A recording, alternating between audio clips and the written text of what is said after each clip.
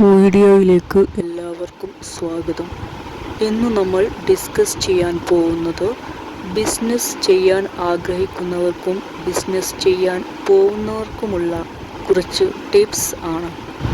അധിക പേർക്കും എന്തെങ്കിലും ബിസിനസ് ചെയ്യാൻ ആഗ്രഹമുണ്ടാവും, പക്ഷേ റിസ്ക് എടുക്കാൻ താല്പര്യമില്ല.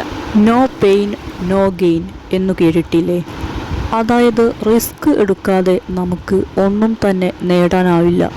അല്പം റിസ്ക് എടുത്താൽ മാത്രമേ ബിസിനസ് തുടങ്ങാൻ സാധിക്കുകയുള്ളൂ. ശരിയാണ്, ബിസിനസ്സിൽ റിസ്ക് ഫാക്ടർ കൂടുതലാണ്. ഈ ലോകത്ത് ആരെങ്കിലും എന്തെങ്കിലും ആയിട്ടുണ്ടെങ്കിൽ അവരൊക്കെ റിസ്ക് എടുത്തിട്ട് തന്നെയാണ് മുമ്പോട്ട് പോയിട്ടുള്ളത്. ഈ കാര്യം ഓർക്കുക. ബിസിനസ് ചെയ്യാൻ പോകുന്ന ഏതൊരാൾക്കും ഒരു ഐഡിയ ഉണ്ടായിരിക്കണം. താൻ ഏത് പ്രൊഡക്റ്റാണ് വിൽക്കാൻ പോകുന്നത്, എന്താണ് താൻ പ്രൊഡ്യൂസ് ചെയ്യാൻ പോകുന്നത് എന്നുള്ള ഒരു ഐഡിയ വേണം. ഫോർ എക്സാമ്പിൾ, ഫുഡ് പ്രൊഡക്ട്സ് ആണോ തിരഞ്ഞെടുക്കുന്നത്, അല്ലെങ്കിൽ താൻ ചെയ്യാൻ ഉദ്ദേശിക്കുന്നത് സോപ്പ് നിർമ്മാണമാണോ, വസ്ത്ര വ്യാപാരമാണോ താൻ തിരഞ്ഞെടുക്കേണ്ടത്, എന്താണ് താൻ ബിസിനസ് ചെയ്യാൻ പോകുന്നത് എന്നുള്ളതിൻ്റെ ഒരു കൃത്യമായ ധാരണ ഉണ്ടായിരിക്കണം. അടുത്ത സ്റ്റെപ്പായിട്ട് നമ്മൾ കടക്കുന്നത് പ്ലാനിങ്ങിലേക്കാണ്.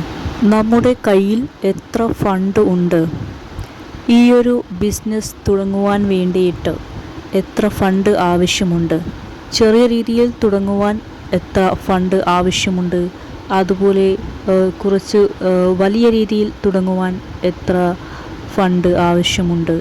ഇത്തരത്തിലുള്ള കാര്യങ്ങളെല്ലാം റിസർച്ച് ചെയ്യേണ്ടതായിട്ടുണ്ട്. എത്ര എംപ്ലോയേഴ്സിനെ വെക്കണം, അവർക്ക് എത്ര സാലറി കൊടുക്കണം, അതുപോലെ നമ്മുടെ പ്രൊഡക്റ്റിൻ്റെ മാനുഫാക്ചറിങ് എങ്ങനെയാണ്, മെഷീൻസ് ആവശ്യമുണ്ടോ അതോ മാൻമെയ്ഡ് ആണോ തുടങ്ങിയ കാര്യങ്ങളെല്ലാം മനസ്സിലാക്കിയിരിക്കണം. ഒരു പ്രൊഡക്റ്റ് മാനുഫാക്ചർ ചെയ്ത് ആ ഒരു പ്രൊഡക്റ്റ് കസ്റ്റമറുടെ കയ്യിൽ എത്തുന്നത് വരെയുള്ള കാര്യങ്ങൾ, ഇത്രയും കാര്യങ്ങൾ പ്ലാൻ ചെയ്യേണ്ടതായിട്ടുണ്ട്. നെക്സ്റ്റ് നമ്മൾ ചെയ്യാൻ പോകുന്നത് എക്സിക്യൂട്ടിംഗ് അല്ലെങ്കിൽ ഇംപ്ലിമെൻറ്റിങ്. അതായത് നമ്മുടെ ഐഡിയാസ് അല്ലെങ്കിൽ ഇതുവരെയുള്ള പ്ലാനിങ് അതെല്ലാം നടപ്പിലാക്കുക എന്ന കാര്യമാണ്. എവിടെയാണ് നാം ഹാർഡ് വർക്ക് ചെയ്യേണ്ടതായിട്ടുള്ളത്? കുറഞ്ഞ ചിലവിൽ നല്ല ബെസ്റ്റ് പ്രൊഡക്റ്റ് പ്രൊഡ്യൂസ് ചെയ്യുക, അതായിരിക്കണം ലക്ഷ്യം. ക്വാളിറ്റിയുള്ള പ്രൊഡക്ട്സ് മാത്രമേ കസ്റ്റമേഴ്സിന് ഇഷ്ടമാവുകയുള്ളൂ. അതുകൊണ്ട് തന്നെ ക്വാളിറ്റി ഈസ് ഇമ്പോർട്ടൻറ്റ്.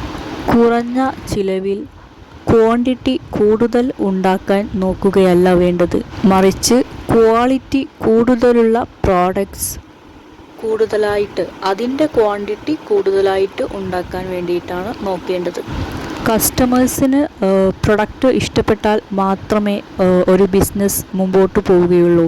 അതുകൊണ്ട് തന്നെ quality is very important. Manufacturing, selling ഇതെല്ലാം ഈ ഒരു ഇംപ്ലിമെൻറ്റിങ് അല്ലെങ്കിൽ എക്സിക്യൂട്ടിങ് ഈ ഒരു സ്റ്റെപ്പിലാണ് വരുന്നത്. അതിനുശേഷമാണ് റിസൾട്ട് വരുന്നത്. കസ്റ്റമേഴ്സ് ഈ ഒരു പ്രൊഡക്റ്റ് വീണ്ടും വാങ്ങാൻ വരുന്നുണ്ടെങ്കിൽ അതൊരു പോസിറ്റീവ് സൈൻ ആണ്. നിങ്ങളുടെ പ്രോഡക്ട്സ് അവർക്ക് ഇഷ്ടപ്പെട്ടു, അത് ക്വാളിറ്റി ഉള്ള പ്രൊഡക്റ്റ് ആണ് എന്ന് തന്നെയാണ് അതിൻ്റെ അർത്ഥം. അഥവാ കസ്റ്റമേഴ്സ് വീണ്ടും നിങ്ങളുടെ പ്രൊഡക്ട്സ് ചോദിച്ച് വരുന്നില്ലെങ്കിൽ നിങ്ങളുടെ പ്രോഡക്ട്സിന് എന്തെങ്കിലും പ്രശ്നമുണ്ട് എന്നാണ്. പ്രോഡക്ട്സിൻ്റെ ക്വാളിറ്റിയിൽ എന്തെങ്കിലും പോരായ്മകൾ സംഭവിച്ചിട്ടുണ്ട്. ആ ഒരു സമയത്ത് എന്താണ് ആ പോരായ്മകൾ എന്ന് കണ്ടുപിടിക്കേണ്ടതുണ്ട്. അതിനുശേഷം ആ പോരായ്മകൾ നികത്താൻ വേണ്ടി എന്താണ് ചെയ്യാൻ കഴിയുക എന്ന് നോക്കേണ്ടതായിട്ടുണ്ട്. പോരായ്മകൾ നികത്തിയതിന് ശേഷമുള്ള പ്രോഡക്ട്സ് വീണ്ടും സെല്ലിംഗ് ചെയ്തിട്ട് അതിൻ്റെ റിവ്യൂസ് കസ്റ്റമേഴ്സിൽ നിന്നും എടുക്കേണ്ടതായിട്ടുണ്ട്. കസ്റ്റമേഴ്സ് ഈ ഒരു പ്രൊഡക്റ്റ് ഈ സമയത്ത് സ്വീകരിക്കുന്നുണ്ടോ ഇല്ലേ എന്ന് ചെക്ക്. ക്വാളിറ്റിയുള്ള പ്രൊഡക്ട്സ് ആണെങ്കിൽ തീർച്ചയായിട്ടും കസ്റ്റമേഴ്സ് അത് സ്വീകരിക്കുക തന്നെ ചെയ്യും. നിങ്ങൾക്ക് ലഭിക്കുന്നത് ഒരു പോസിറ്റീവ് റിസൾട്ട് തന്നെയായിരിക്കും. ബിസിനസ് ചെയ്യാൻ പോകുന്നവർക്കും ചെയ്യാൻ ആഗ്രഹിക്കുന്നവർക്കും നല്ല വിജയം ആശംസിക്കുന്നു.